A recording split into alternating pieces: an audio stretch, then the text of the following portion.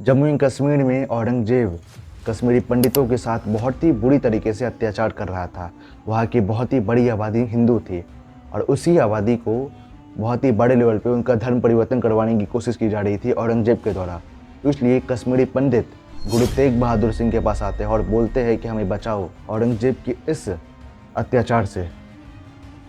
और उसी समय गुरु तेग बहादुर सिंह जम्मू कश्मीर जाते हैं, वहाँ के आवाम को बचाते हैं, वहाँ की कितनी बड़ी कश्मीरी पंडितों को बचाते हैं।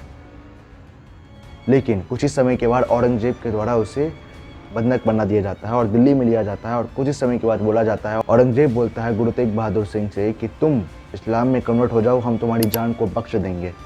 लेकिन गुरु तेग बहादुर सिंह बोलते हैं अपना सीना चौड़ा करके कि हम इस्लाम में कभी कन्वर्ट नहीं होंगे, हम हैं तो सिर्फ सिख है, हम अपना सर कटाना पसंद करेंगे लेकिन कभी भी सिखिज़म को नहीं छोड़ेंगे, हम इस्लाम में कभी कन्वर्ट नहीं करेंगे।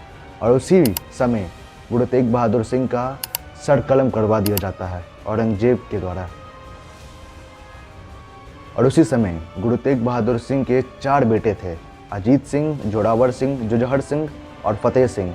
इन चारों में से 2 बेटों का युद्ध में, चमकौर के युद्ध में औरंगजेब के द्वारा मरवा दिया जाता है। और बचे 2 बेटे साहिबजादे, इन दोनों को दीवार में चुनवा दिया जाता है और इन चारों बेटे को, चारे साहिबजादे को मरवा दिया जाता है औरंगजेब के द्वारा। सोचिए कितनी दर्दनाक तरीके से औरंगजेब के द्वारा मारा जाता है। वो 10 साल, 15 साल, 6 साल, 7 साल के बच्चे थे, उनको मरवा दिया जाता है औरंगजेब के द्वारा। कितने बड़े लेवल पे औरंगजेब धर्म के नाम पे भारत को गजवाई हिंद बनाने का सपना देखता है, जिसमें वो असफल होता है। मिलते हैं पार्ट 2 में और इसमें हम समझेंगे कि किस प्रकार औरंगजेब छत्रपति संभाजी महाराज को इतनी क्रूरता से मारता है जो कि मानव सभ्यता के लिए शर्मसार करने वाला है। तो चलिए मिलते हैं पार्ट 2 में और समझेंगे उसी वीडियो में।